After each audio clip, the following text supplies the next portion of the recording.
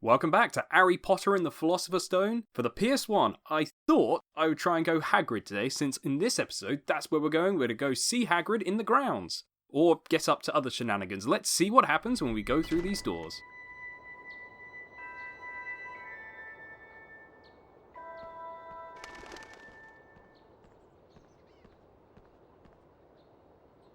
Hello, Harry. It's me, Hagrid. Good to see you. These are the Hogwarts Castle grounds, and I'm the gamekeeper, of course. You'll need to attend your herbology class. Professor Sprout's in the greenhouse waiting for you. Come round my hut later for tea. I've something to ask you. My hut's in the grounds. So there we go. He's just going to stomp off to the grounds. Harry's just going to stare after him like, who the hell was that person, considering we haven't seen him in-game yet. So we're just going to head straight into herbology and go to our next class. So, new spell time. And as with before, we've got these things, which is going to be fun. So this one is a lot tighter than the last one in terms of time. So here we go. Right. So also in here, there are some beans. So we're now outside. So you're probably thinking, how are we going to collect more beans? Considering the fact in the last area we were collecting yellow beans, in this one, we're actually collecting purple beans, as you can see. So let me grab that. Or is it blue? It's bluey purple. It's purple on the ground, but blue in the menu. That's a sentence, I guess. But yeah, as you shove those into the right place, you'll continue to get 5 extra house points for each one. So let's just jump up these. I had a lot harder time with this last time. Maybe I was just doing it wrong. Harry Potter, I presume. Welcome to herbology. You're just in time. Good day, students. I'm Professor Sprout. Right, let's learn how to cast an incendio spell. Watch my wand move around the screen and press the symbols it points to. Complete each sequence 3 times to learn the incendio spell. That's the ticket. Now let's start the lesson. Get ready.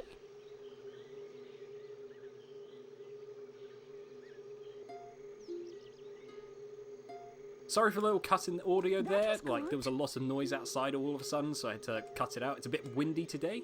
Excellent. But yeah, I love how she says her name, Professor Sprat. It's the way she says it is just a bit funny. I love it. It's very exaggerated. Most impressive. Now try this one. So yeah, this is basically how we learn every single spell. We just got to follow the pattern. That was good. It's not too hard. Excellent. But using this spell, on the other hand, is an absolute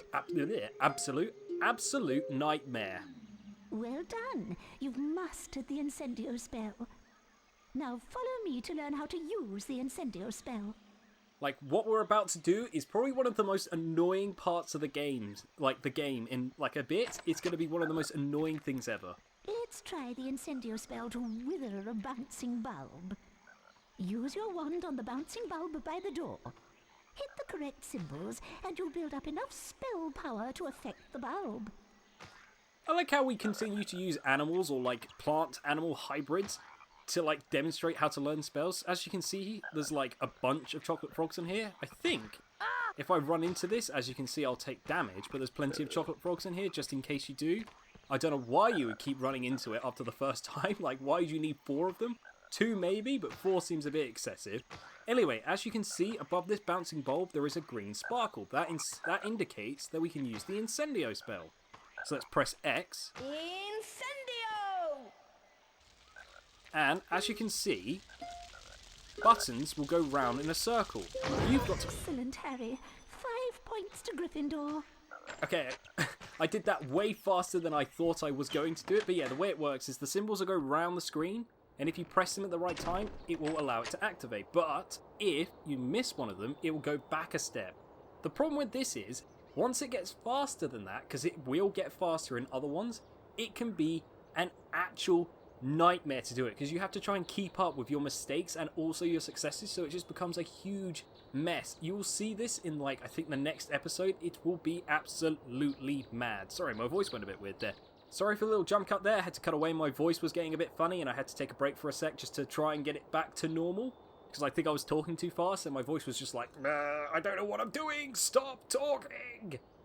It's fun using your voice for 4 hours in a row and then trying to continue talking. It's madness. But anyway, coming over here, talking to this guy. Have you been to Quidditch training yet?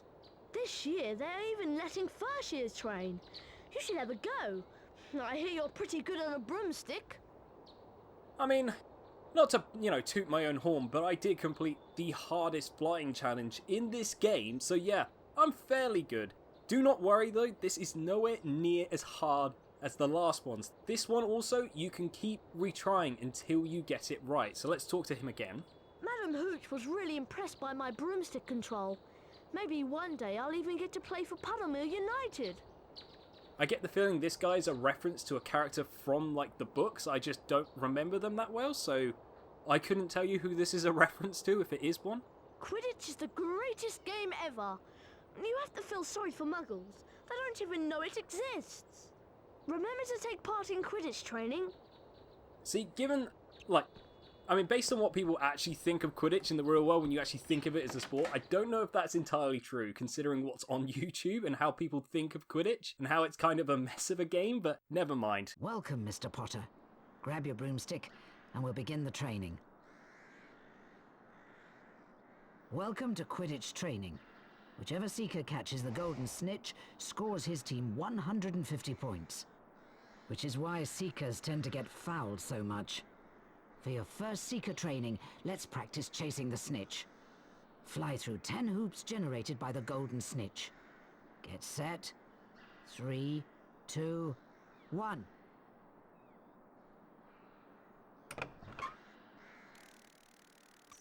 So yeah, this is basically what we were doing before, but this time we're just flying through hoops following this snitch. So the hoops don't actually appear until the snitch gets there. You will speed up over time. Very slowly you will get faster and faster, but yeah, I would say, don't do what I just did. I just did that on reflex because I'm used to doing it after doing that last challenge and having to get every single hoop. Excellent. For that performance you've earned gold wings and 25 house points for Gryffindor. Time for your second seeker training lesson. You seem to have the hang of chasing the snitch. Now let's see if you're any good at catching it. Now fly through 20 hoops, then hit the cross button when the snitch moves towards your hand. On my mark, 3, 2, 1... Ahoy from the future, it's me, future me, just jumping in here because past me got a bunch of information wrong about this challenge. I do not know what was going on. I think I just didn't research it enough before actually doing this. Basically, I was going over how you earn points and stuff and different awards and blah blah blah, but it was all wrong. So the way it works, you have 3 tiers. You have bronze wings, silver wings, gold wings. You only get house points for getting the gold wings. You get 25 house points for doing that. I'm pretty certain it's entirely based on how many rings you missed or how long you take. I'm not entirely sure since it's at a set pace, so I think it's pretty much the same thing. Also, I found out that if you just don't get any rings at all and just completely fail to complete the challenge, it just gives you nothing. It doesn't give you bronze wings, it just gives you nothing. 0, nup, nada. Not even a wooden spoon, you do not get anything, don't even get bronze wings, so that made it annoying trying to get bronze and silver wings since I found that it was really hard to get anything other than gold. You pretty much either fail or succeed. It's not based on whether or not you grab the snitch in time or whatever, you literally really struggle to not get gold wings because even if you grab the snitch at the last possible second, you'll still get gold wings. It's very strange, so yeah. And also I found out that if you don't grab the snitch, it doesn't just let you have another go, it just kicks you out of the challenge. You have to redo the entire challenge again. It's very strange. I've never actually tested it, so I just assumed everything and got it all wrong. But anyway, that's all the information you need. I'm passing you back to past me. So once we've got 20, or once we've got enough hoops, it will trigger this mode, where we basically have to grab the snitch. So as you can see, the golden snitch is going to go back and forth between that bar. And once that blue bar gets all the way down to the end, that's it. You have to try and catch it again. So let's just do that. Excellent. For that performance, you've earned gold wings and 25 house points to Gryffindor. See, as you can see, this is nowhere near as hard as the challenge modes. In a Quidditch match, whichever team's seeker catches the golden snitch wins his team 150 points. This often results in that seeker's team winning the match. Now, let's see how you manage catching a snitch while racing against another seeker. Okay, ready? 3, 2, 1. So okie dokie, here we go. This is basically how it would work if we were actually playing a game of Quidditch in this game. You have a second person chasing the snitch. If they get more hoops than you, up to a point, they will catch it before you. So as you saw, I went for that hoop just because it was in front of me. So Seekers can nudge each other out of hoops. The idea is you want to get as many hoops as you can, and then eventually you will speed ahead of them. So let's just keep getting hoops. Here we go. Ooh. And my flying skills aside, it doesn't really matter because bumping into each other doesn't really do a whole lot. Just focus on getting the hoops. I mean, that's pretty much how this entire thing works. It's just a like time trial hoop collecting game. I mean, oh my god. That was quite the maneuver. This man has some maneuvers. That is an old reference now. So here we go.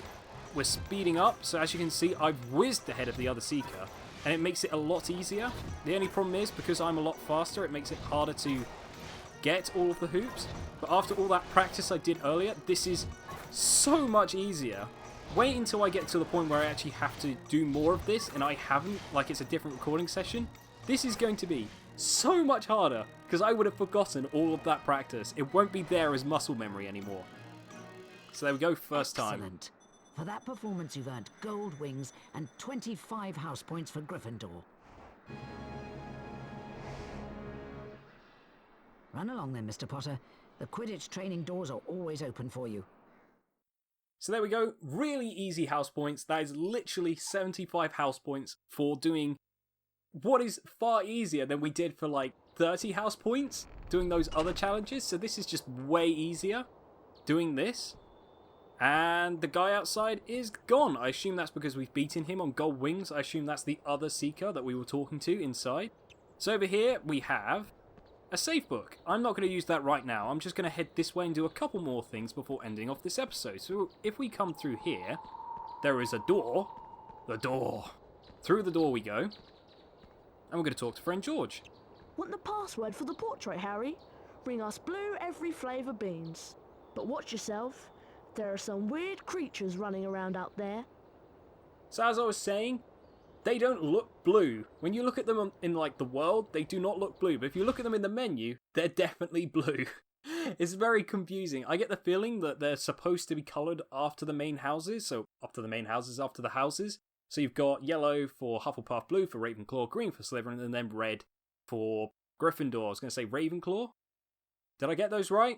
I don't know, my brain's a bit confuddled at the moment. But as you can also see, we now have a green spell in there. So we've got 2 of the 4 spells, which is pretty good. I want to talk to these guys again, see if they say anything else. Found those blue every flavour beans yet? No, that's just what they say. They don't have anything more to say to us. So if we come over here, there is another person to talk to. My poor kitten has fallen down the well. I can't reach her. It's very dark down there. Will you help me? If you can find the bottom of the well, you might find her. So this is a task for later. This is a side quest for later. We're not actually going to get on this right now because there's no way we can do it right now. So we're just going to leave that for later. Over here, I just want to show off. This is a Wiggenweld potion. If you drink this, it will restore all of your health all the way to the top. So if you're ever low on health, this is what you need to grab. And over here is a door to the outside. So this is going to be a bit of an abrupt end because once we go out there, we're going to get entangled with more stuff. Like last episode, we're going to get entangled with way more stuff going to see Hagrid. So I'm going to leave it here and end it off. So, like, comment, subscribe, and all the other good stuff. I've been HazzD, and I will see you next time.